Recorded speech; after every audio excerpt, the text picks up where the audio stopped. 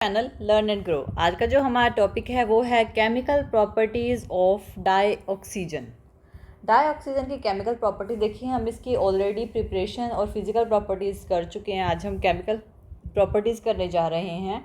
तो देखिए, इसकी जो बॉन्ड डिसोसिएशन एनर्जी होती है O2 की बॉन्ड डिसोसिएशन एनर्जी, जिस पे हम इसे तोड़ सकते हैं, वो होता है 493.4 किलो जाउल पर मोल। ये होती है, ये एक एक्सोथर्मिक रिएक्शन होती है जिसमें बहुत सारी हीट जो होती है वो प्रोड्यूस होती है। तो इसकी कुछ केमिकल प्रॉपर्टीज़ हैं। कुछ सबसे पहले आती है वो है एक्शन ऑफ लिटमस। देखिए, डाईऑक्सीजन लिटमस के एक्शन में न्यूट्रल हो जाती है। तो एक्शन ऑफ लिटमस पे क्या हो जाती है? न्यूट्रल हो जाती है। नेक्स्ट है सपोर्ट ऑफ कंबशन। देखिए, डाईऑक्सीजन खुद तो नहीं जलती, O2 खुद तो नहीं जलती, लेकिन कंबशन में हेल्प करती है। जैसे कि अगर हम एक ग्लोइंग वुड ले लें, यानी जलती हुई लकड़ी ले लें, तो उसको जलाने के लिए हमें डाईऑक्सीजन की ज़रूरत पड़ती है। एक बार हम उसे जला देते हैं, फिर वो खुद ब खुद उसकी और डाईऑक्सीजन के प्रेजेंस में बर्न होने लग जाती है। तो ये क्या होती है? सपोर्ट करती है जलाने में, जलने में। ठीक है, तो कंबशन के काम आती है। नेक्स्ट होता है ऑक्सीडेशन।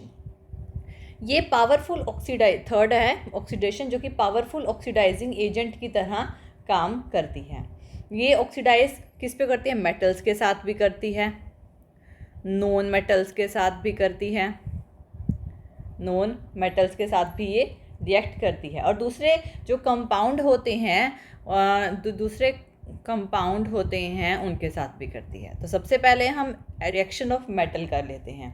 रिएक्शन ऑफ मेटल में डाईऑक्सीजन डायरेक्टली कंबाइन होती है मेटल्स के साथ, लेकिन नोबल गैसेस के साथ नहीं होती। नोबल गैसेस के को छोड़कर, एक्सेप्ट नोबल गैसेस, बाकी जो नॉन मेटल्स के साथ भी कंबाइन हो जाती है।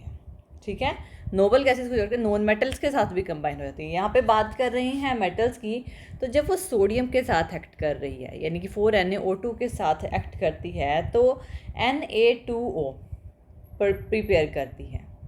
और अगर कैल्शियम के साथ करेगी तो CO कैल्शियम ऑक्साइड बनाएगी। अगर एल्युमिनियम के साथ कर रही है तो वे Al2O3 प्रोड्यूस करेगी। और अगर सोडियम के साथ, अगर यहाँ पे 4Na लिया था, यहाँ 2NaO2 के साथ रिएक्ट करते हैं, तो सोडियम पर ऑक्साइड यानी Na2O2 प्रोड्यूस करेगा। और अगर मैग्नीशियम के साथ करती है तो मैग्नीशियम ऑक्साइड प्रोड्यूस करता है। आयरन के साथ करती है तो Fe2O3 प्रोड्यूस करता है। तो ये जो सारी रिएक्शन होती हैं ये मेटल के साथ होती है। बताया था कि ये नॉन मेटल्स के साथ भी रिएक्ट करती हैं। नॉन मेटल्स जैसे कि अगर H2N2 फर्स्ट है, H2 डाई हाइड्रोजन के साथ जब ये रिएक्ट करती है, डाई हाइड्रोजन के साथ जब इसकी रिएक्शन, तो ये रिएक्शन 1073 केल्विन टेम्परेचर पे होती है। जब इसमें इलेक्ट्रिक डिस्चार्ज किया जाता है तो यहाँ पे 2H2O गैस प्रोड्यूस होती है, यानी कि वाटर गैस प्रोड्यूस होती है। नेक्स्ट N2 जब O2 के साथ, डाई नाइट्रोजन जब 3300 केल्विन टेम्परेचर पे इसको रिएक्ट किया जाता है तो 2NO gas, nitric oxide gas produce होती है। अब सल्फ़र जब O2 के साथ रिएक्ट करता है और उसे हीट किया जाता है तो सल्फ़र डाइऑक्साइड प्रोड्यूस होती है।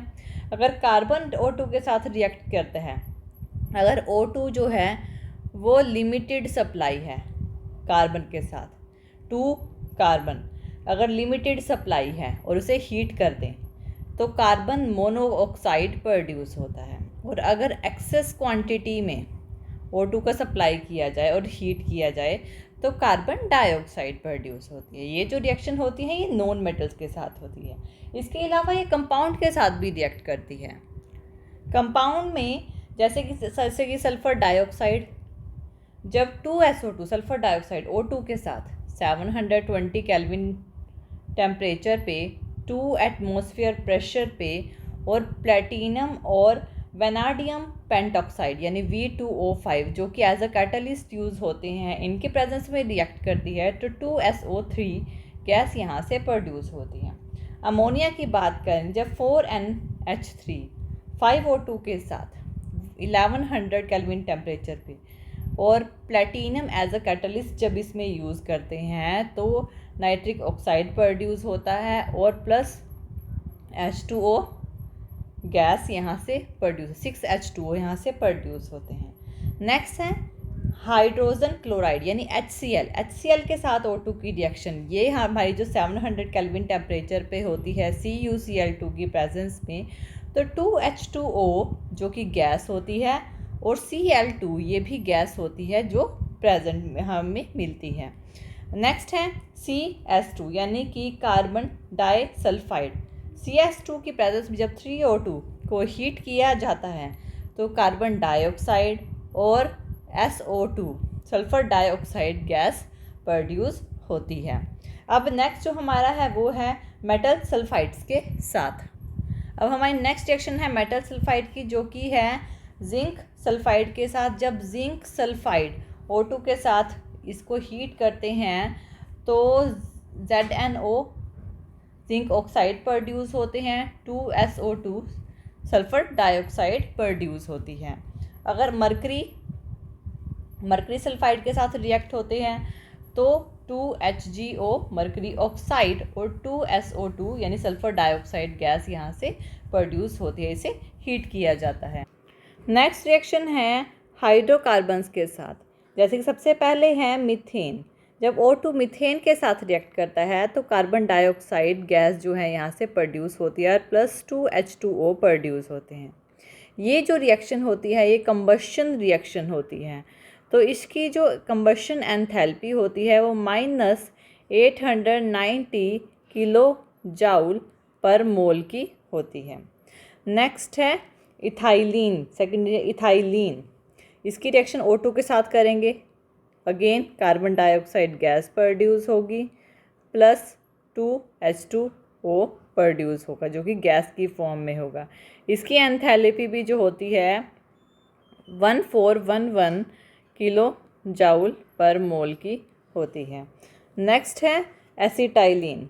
एसिटाइलिन जब O2 के साथ रिएक्ट करता है तो 4CO2 गैस प्रोड्यूस करता है और 2H2O यहाँ से वाटर की गैस प्रोड्यूस होती है और इसकी जो कंबशन एंथैल्पी होती है वो 1300 किलो जाउल पर मोल की होती है। ये एक एक्सोथर्मिक रिएक्शन होती है, हाई एक्सोथर्मिक इन नेचर होती हैं। नेक्स्ट है साइलेंट इलेक्ट्रिक डिस्चार्ज। जब डाइऑक्साइड पे साइलेंट इलेक्ट्रिक डिस्चार्ज किया जाता है, इलेक्ट्रिक डिस्चार्ज किया जाता है तब ये O3 यानी ओजोन में कन्वर्ट हो जाता है, जो कि ओजोन क्या है, ऑक्सीजन की ही एलोट्रोपिक फॉर्म है, तो ये ओजोन O3 में कन्वर्ट हो जाती है। नेक्स्ट है रेस्पिरेशन में। देखिए ह्यूमन बीइंग्स और एनिमल्स जो होते हैं ये क्या करते हैं, एनिमल्स ऑक्सीजन लेते हैं, ठीक है, तो ये रेस्पिरेशन के काम आती हैं।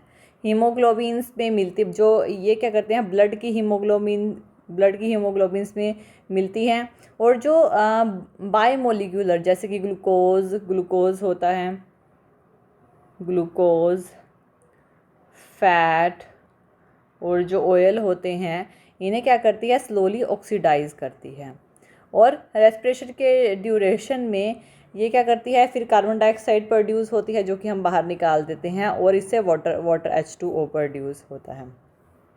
तो ये तो इसकी केमिकल प्रॉपर्टीज़। अब हम इसके यूजेस देख लेते हैं। इसका फर्स्ट यूज़ है कि डाई ऑक्सीजन का यूज़ ऑक्सी हाइड्रोजन और ऑक्सी एसिटाइलिन की फॉर्म में, ऑक्सी एसिटाइलिन टॉर्च जो होती हैं उनमें किया जाता है। इसका यूज़ कटिंग के लिए, वेल्डिंग के लिए इसमें इसका यूज़ किया जाता है। नेक्स्ट है मेटलर्जिकल प्रोसेस। मेटलर्जिकल प्रोसेस, तो मेटलर्जिकल प्रोसेस में क्या होता है, इसमें हम रिमूव करते हैं इम्प्योरिटीज़ को रिमूव करते हैं और मेटल्स, नॉन मेटल्स में से। थर्ड इसकी जो यूज़ है आर्टिफिशियल रेस्पिरेशन में, हॉस्पिटल्स में इसका यूज़ किया जाता है। आर्टिफिशियल रेस्पिरेशन में, सर्जरी के ड्यूरेशन में इसका यूज़ किया जाता है। माउंटेन पे पायलटिस का जो माउंटेन पे जो हाई एल्टीट्यूड के एरिया होते हैं वहाँ पे पायलटिस का यूज़ करते हैं। हाई एल्टीट्यूड के एरिया पर माउंटेन्स पे भी इसका यूज़ किया जाता है और डीप वाटर में भी इसका यूज़ किया जाता है। नेक्स्ट है जो लिक्विड डाई ऑक्सीजन होती है, ये रॉकेट फ्यूल में यूज़ होती है। रॉकेट फ्यूल में से ये यूज़ किया जाता है। नेक्स्ट इसका यूज़ जो किया जाता है जो लार्ज नंबर ऑफ कंपाउंड जैसे कि फिनॉल और sulphur dioxide, sulphuric acid, nitric acid, chlorine, इन्हें बनाने के लिए किया जाता है। और इसका यूज़ लार्ज स्केल प्रोडक्शन के लिए किया जाता है TiO2 और सिंथेसिस गैसेस जो कार्बन मोनोऑक्साइड और H2 के होते हैं, इन्हें बनाने के लिए किया जाता है। तो इस तरह से हम केमिकल प्रॉपर्टीज़ डाइऑक्सीजन की और इसके यूजेस किए। तो थैंक यू वीडियो देखने के लिए। और ज़्यादा अपडेटिंग वीडियोस के लिए आप मेरे चैनल लर्न एंड ग्रो पे हमें सब्सक्राइब कर सकते हैं। Thank you.